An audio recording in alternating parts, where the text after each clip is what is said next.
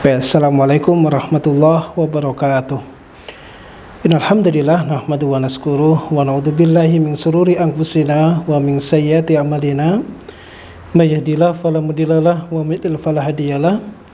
Asyhadu an la ilaha illallah wa asyhadu anna Muhammadan abduhu wa rasuluh. Allahumma shalli ala Muhammad wa ala ali Muhammad kama shallaita ala Ibrahim wa ala ali Ibrahim. Wa barik ala Muhammad wa ala ali Muhammad kama barakta ala Ibrahim wa ala ali Ibrahim innaka Hamidum Majid. Fa ibadallahu usikum wa nafsi bi taqwallah faqad fazal muttaqun. Wa qad qala Allah subhanahu wa ta'ala fil Qur'anil Karim. A'udzu billahi minasyaitonir rajim. Bismillahirrahmanirrahim. Ya ayyuhalladzina amanu taqullaha wal tanzur nafsum ma qaddamat lighad wa taqullaha innallaha khabirum bima ta'malun. Shadaqallahul adzim. Bunda, para wali murid khususnya di SD Muhammadiyah Kalimantan Utara yang dimuliakan Allah Subhanahu wa taala, atau siapapun yang mendengar daripada siraman setiap Rabu di SD Kalimantan Utara ini. Yang pertama tentu kita bersyukur pada Allah Subhanahu wa taala, bersama-sama kita memuji Allah Subhanahu wa taala. Hari ini Allah berikan kita anugerahnya, Allah beri kita inayah, hidayah dan juga taufiknya. Allah berikan kita kekuatan, kesempatan, dan di hari ini kita bisa bertemu di udara untuk siraman rohani, baik untuk diri kami dan kepada ayah bunda sekalian. Yang kedua, salam salam selalu kita sampaikan dan kita curahkan kepada junjungan kita, kepada teladan kita Nabiullah Rasulullah Muhammad sallallahu alaihi wasallam, juga kepada keluarga beliau, sahabat-sahabat beliau, dan tidak ketinggalan juga kepada umat beliau yang senantiasa ittiba mengikuti sunnah-sunnah Rasul. Bunda sekalian, di generasi sekarang atau di masa sekarang banyak sekali terdengar perkataan dari para orang tua yang mereka curhat tentang keadaan daripada putra-putrinya, khususnya berkenaan dengan karakter dari putra-putrinya.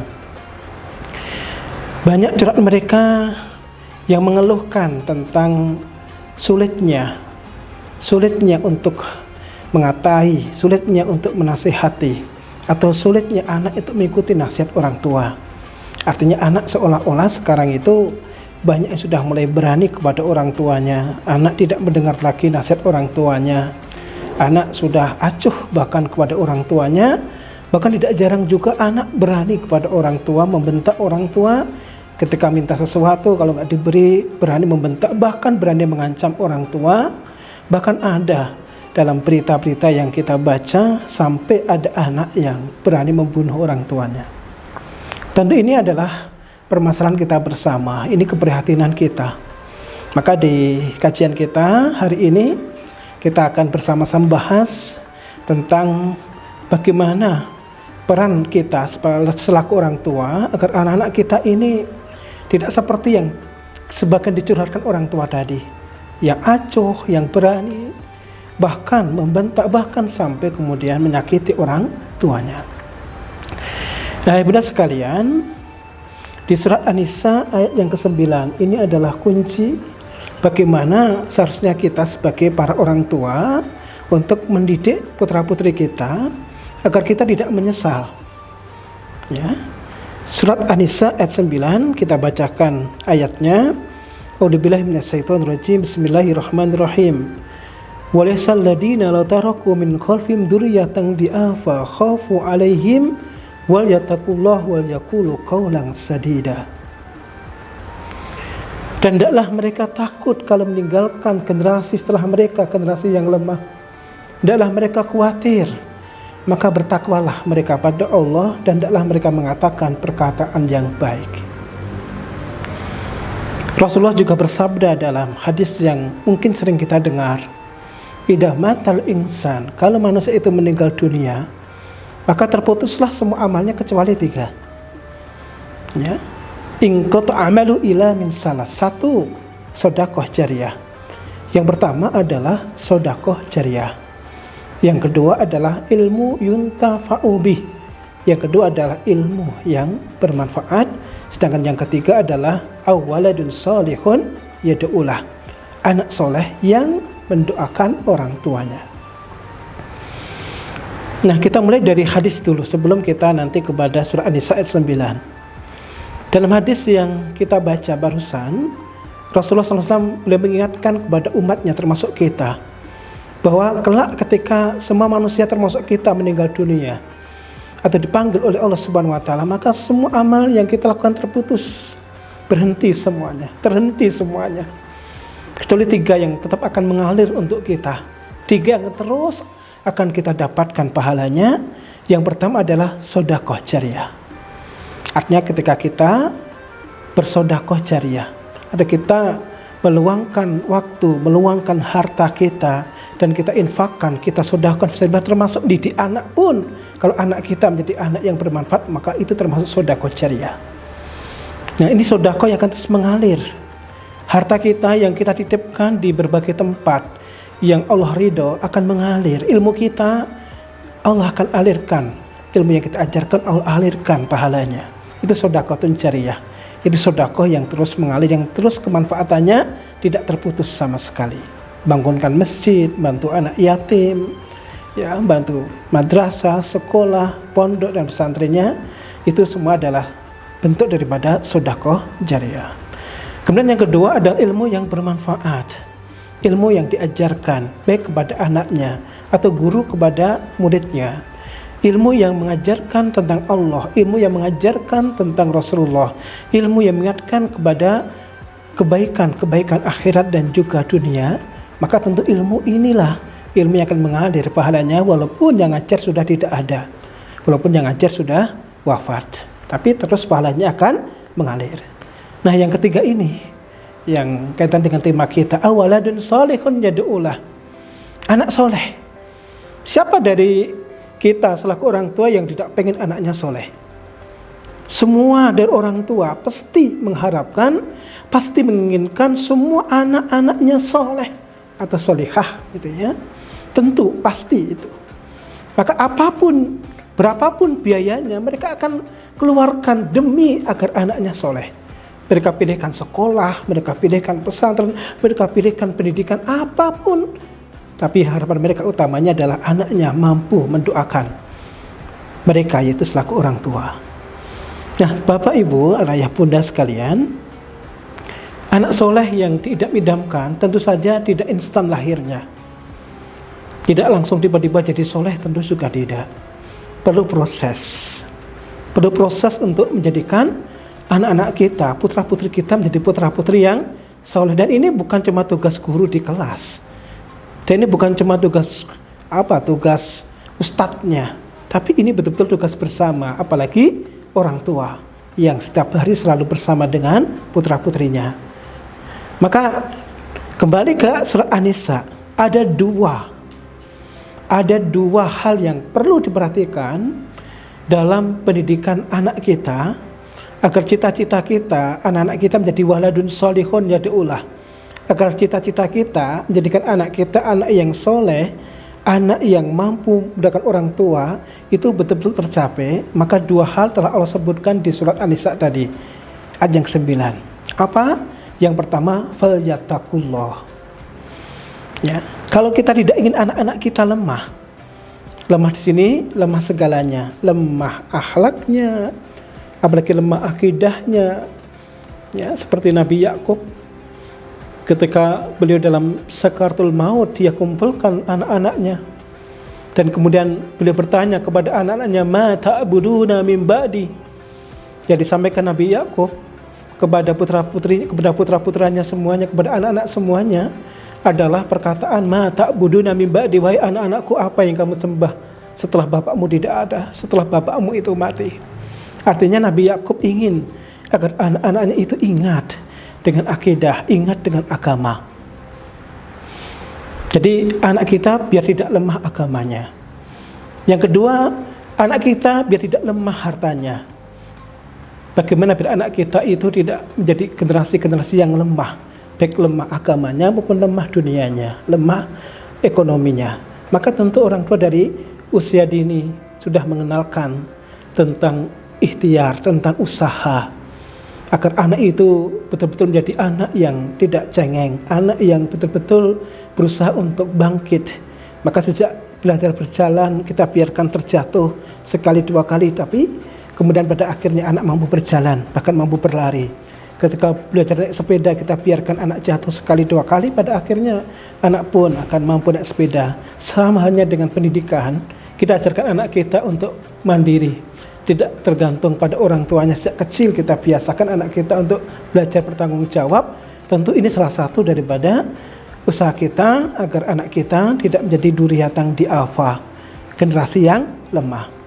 Maka agar itu tercapai semuanya, dua yang Allah ingatkan pada hambanya. Fal yattaqullah, yang nomor satu, ayah bunda, hendaklah kita selaku orang tua bertakwa pada Allah. Hendaklah kita, hai ayah bunda sekalian, bertakwa pada Allah dalam mendidik putra putri kita semuanya. Maka dalam Tahrim ayat 6 Allah SWT berfirman, A'udzubillahi minasyaitonirrajim, Bismillahirrahmanirrahim, Ya ayyuhalladzina amanu qu anfusakum wa ahlikum nar. Ya. Wahai orang-orang beriman, jagalah dirimu dan keluargamu dari apa? Dari api neraka. Berarti apa ya bunda? Yang pertama kewajiban kita adalah mengenalkan anak kita tentang Allah. Mengenalkan anak kita kepada Allah, kepada Rasulullah, itu yang nomor satu. Kenalkan anak kita kepada yang menciptakan. Kenalkan anak kita kepada utusannya yang mengajarkan kebaikan dan risalah Allah Subhanahu wa ta'ala. Itu kewajiban kita selaku orang tua. Ya. Muliakan anak kita dengan mengenal Allah dan mengenal Rasulnya. Jangan sampai seperti kebanyakan orang tua sekarang, yang kadang-kadang harta lebih mereka cintai daripada anak kandungnya sendiri. Sehingga ketika ada sepeda motornya hilang, maka pusingnya jauh lebih pusing daripada anaknya yang hilang. Ketika kambingnya hilang, lebih pusing daripada ketika anaknya nggak pulang-pulang. Ketika ayamnya hilang, lebih pusing daripada anak gadisnya yang sampai malam tidak tahu kemana. Tentu bukan seperti itu kita. Kita yang betul-betul takut pada Allah, karena anak itu amanah, maka kita kenalkan kepada yang memberi amanah, yaitu Allah Subhanahu wa ta'ala. Kita kenalkan kepada Rasulullah SAW. Dimulai dari mana kalau kita kenalkan Allah? Dimulai dari diri kita sendiri. Seperti yang telah dicontohkan oleh Abul Anbiya, bapaknya para nabi, yaitu Khalilullah Ibrahim alaihissalam. Jadi di surat As-Saffat ayat yang ke-101 ya, dan 102 ya, Allah Subhanahu wa firman ya, A'udzubillahi minasyaitonirrajim, Ya bunayya inni ara fil manami anni adbahuk fangdur madza tara. Qala ya abati fa'al ma tu'mar satajiduni insyaallah minas sabirin. Jadi ketika Ismail itu beranjak dewasa atau berusia remaja, Ibrahim sang bapak ini kemudian mengatakan kepada putranya, Ya bunaya ini ara fil manami anni adbahuk, wahai anakku, ayahmu ini, bapakmu ini menerima perintah Allah dalam mimpi untuk menyembelihmu. Fangdur madza tara, maka bagaimana pendapatmu wahai anakku? Maka kemudian putranya Ismail menjawab, Ya abati, wahai ayahku, if'al ma tu'mar, kerjakan yang telah Allah perintahkan kepadamu. Satajiduni insyaallah minas sabirin, engkau akan mendapati anakmu ini dengan izin Allah termasuk golongan orang-orang yang sabar. Lihat jawaban Ismail ini, ayah bunda sekalian. Usia remaja, ini usia remaja. Dan kita tahu nyawa itu adalah sesuatu yang paling berharga yang dimiliki oleh manusia. Demi nyawa orang berani mengorbankan apapun asal nyawanya selamat. Silakan lihat di rumah sakit, orang berani bayar dokter berapapun, yang penting selamat nyawanya, sehat kembali seperti sedia kala. Dan nyawa cuma satu yang dimiliki oleh manusia. Tapi Ismail remaja ini ketika ditanya oleh bapaknya, anakku, bapakmu ini diperintah oleh Allah dalam mimpinya untuk menyembelih dirimu, membunuh dirimu, bagaimana pendapatmu? Maka apa jawaban beliau? wahai ayahku, kerjakan yang Allah perintahkan kepadamu. Jawaban yang begitu istimewa, jawaban yang begitu luar biasa, yang tentu amat sangat sulit kita jumpai, bahkan mungkin gak ada kita jumpai pada anak-anak generasi kita sekarang, yang betul-betul menunjukkan cintanya pada Allah itu di atas segala cinta, bahkan melebihi nyawanya sendiri. Ya, padahal itu seorang remaja. Nah, bagaimana ini bisa terjadi?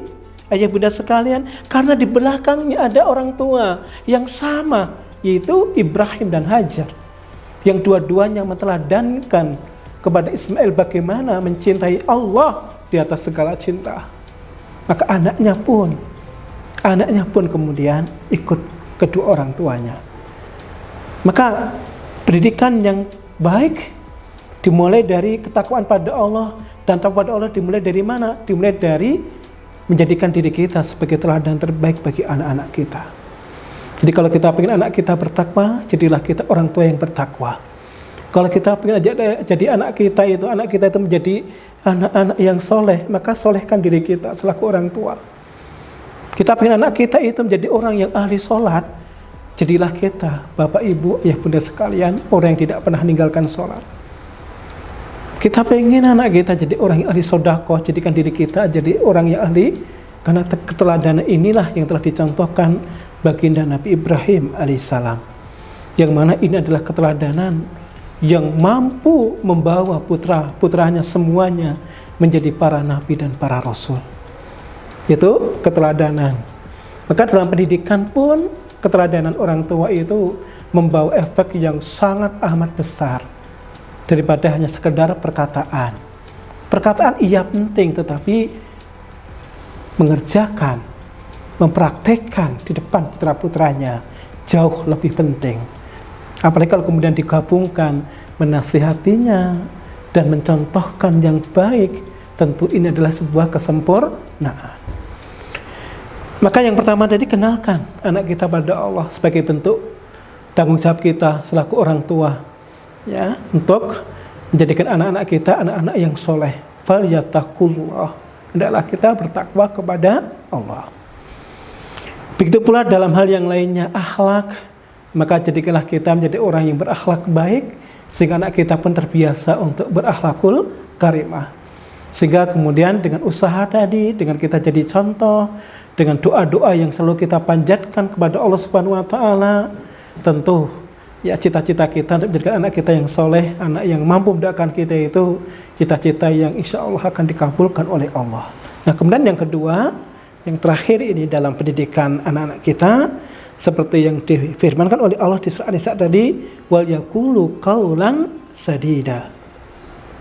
Hendaklah para orang tua itu mengatakan kepada anak perkataan yang benar, Artinya hendaklah orang tua itu benar di hadapan anak-anaknya perkataannya. Maka ajari anak kita untuk benar dalam ungkapannya, benar dalam perkataannya, benar dalam perbuatannya, atau jujur dalam perbuatan dan perkataan. Kita biasakan anak kita untuk jujur. Kita biasakan anak kita untuk benar. Tentu ini bukan perkadaan yang mudah, membutuhkan pengorbanan yang besar daripada para orang tua. Kalau kita pengen anak kita itu soleh, jadilah kita orang yang benar. Nah, orang benar itu pilarnya 3. Yang pertama, benar hatinya. Artinya benar-benar kita itu menanamkan akidah yang kuat, benar-benar orang tua juga berakidah yang kuat pada Allah Subhanahu wa taala, sehingga betul-betul segala sesuatu itu kita tanamkan. Kalau kita ngerjakan kebaikan, kita usahakan dan selalu kita usahakan agar kita niatkan semuanya karena Allah. Artinya tanpa pamrih. Walaupun mungkin pertama kali mungkin dengan pamrih ya. Kalau anak sukses ini mungkin kita kasih hadiah. Mungkin kita anak bisa hafal juz amma, kita kasih hadiah. Anak bisa nyapu, kita kasih hadiah. Itu sah-sah saja, boleh saja. Tapi tetap saja kewajiban orang tua harus juga mengenalkan bahwa kebaikan yang kita lakukan jangan hanya mengharapkan hadiah. Hadiah itu akan datang kalau niat kita bahwa kita kerjakan semuanya adalah karena Allah.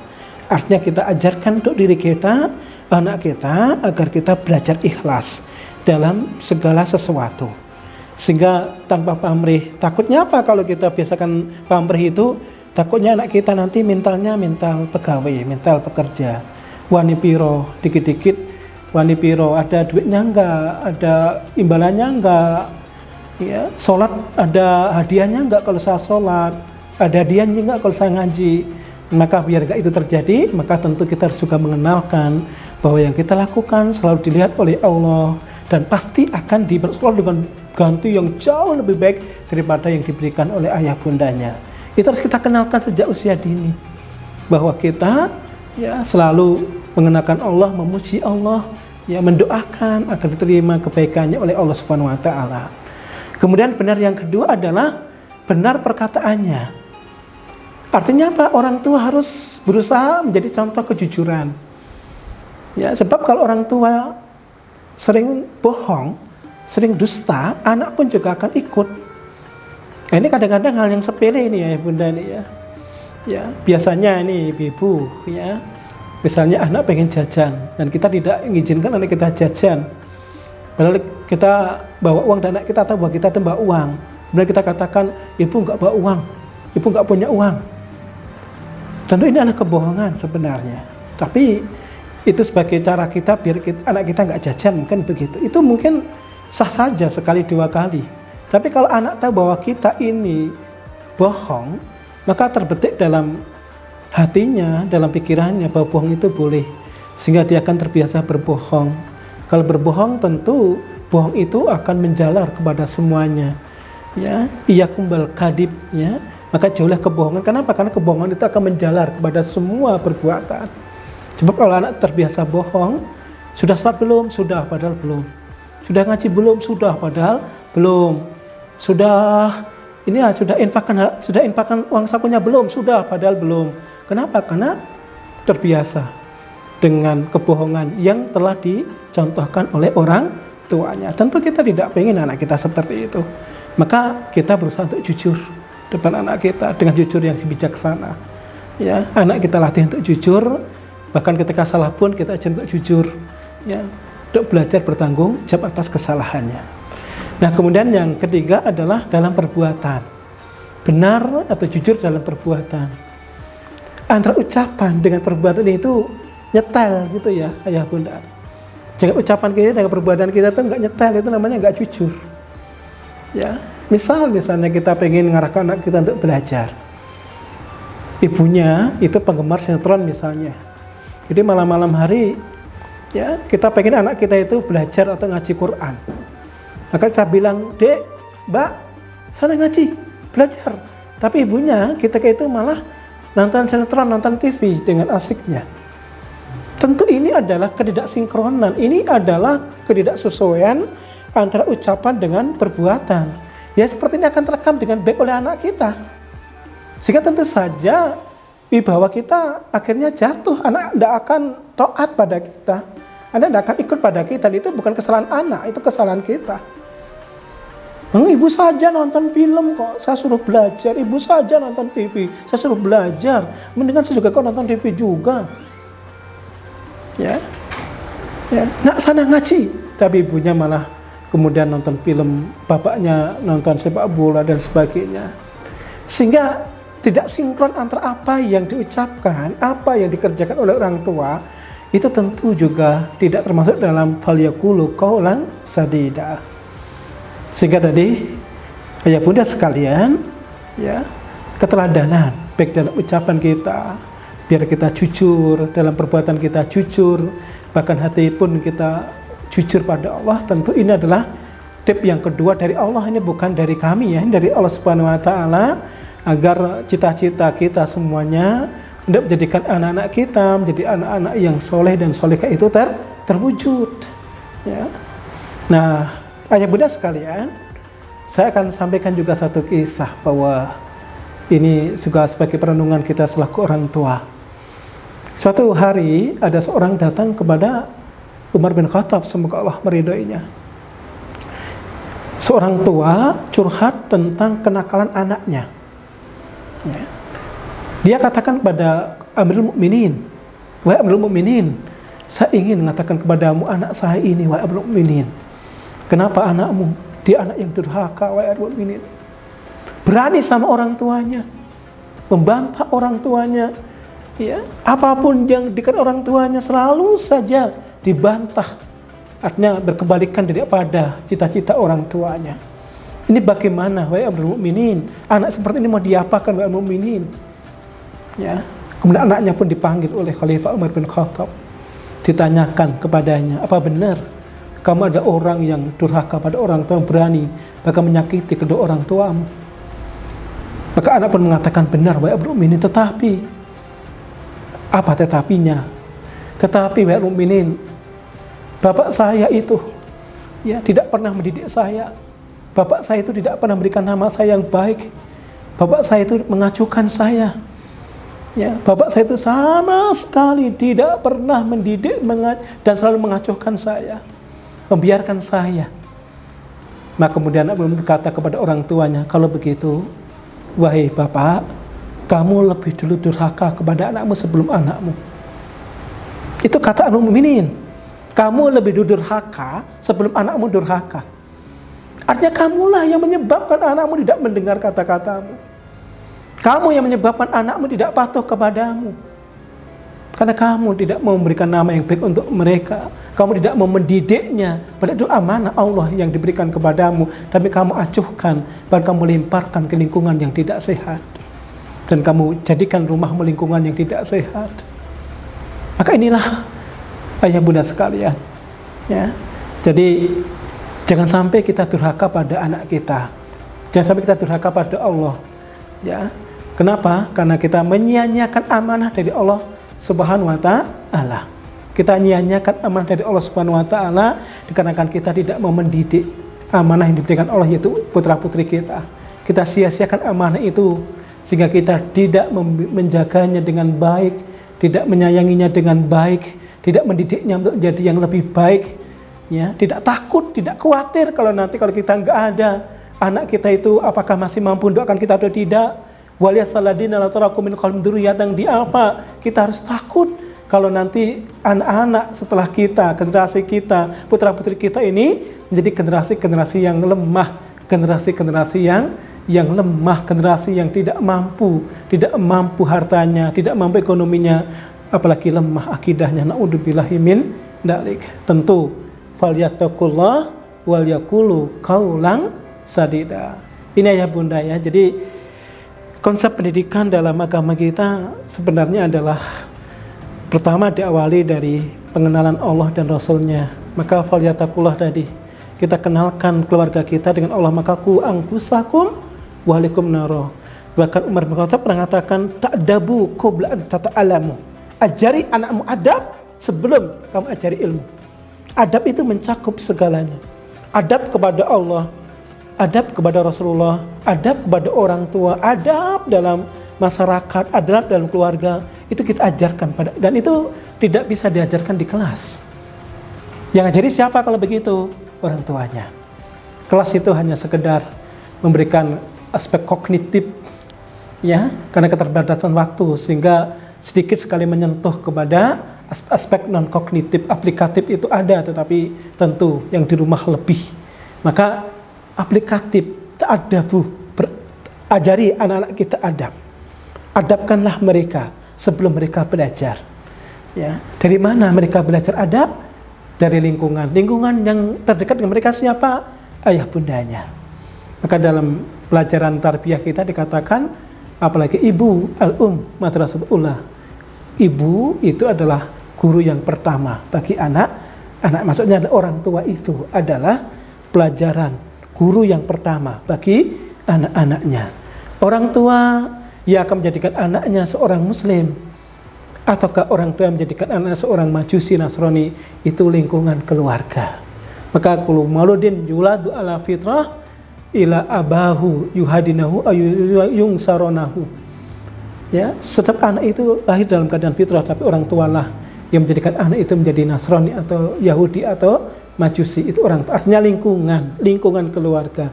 Maka falyattaqullah wal yaqulu qaulan sadida. Baik, Baik Bunda sekalian, mungkin sampai di sini kajian kita untuk hari ini. Saya simpulkan yang kita sampaikan tadi, Allah Subhanahu wa taala telah berikan kita cara bagaimana agar cita-cita kita selaku orang tua, agar anak-anak kita menjadi anak-anak yang soleh, yang mampu mendoakan orang tua, yang mampu untuk terus bermanfaat bagi orang tuanya dengan dua hal. Yang pertama, falyattaqullah, agar kita itu menjadi hamba yang bertakwa. Jadi takwa ini adalah yang pertama yang harus kita ajarkan pada diri kita dan anak kita. Kemudian yang kedua adalah wal yaqulu qaulan sadida, agar kita ini betul-betul melatih kejujuran, jujur dalam hati kita, jujur dalam ucapan kita, jujur dalam perbuatan kita, dan ini kita jujurkan di depan anak-anak kita sehingga anak kita pun mampu untuk meneladani kita agar menjadi generasi yang jujur seperti kita. Dua hal ini yang kita sampaikan di kajian kita di hari ini. Semoga anak-anak kita dan kita semua selaku orang tua diberi oleh Allah Subhanahu wa taala kemudahan dalam didik anak kita, dan anak kita pun juga Allah beri hidayah agar mereka betul-betul menjadi anak yang berbakti kepada orang tuanya. Terima kasih atas perhatiannya, dan kalaupun benar itu dari Allah Subhanahu wa taala, kalaupun salah itu dari pribadi kami. Aku qouli hada. Assalamualaikum warahmatullahi wabarakatuh.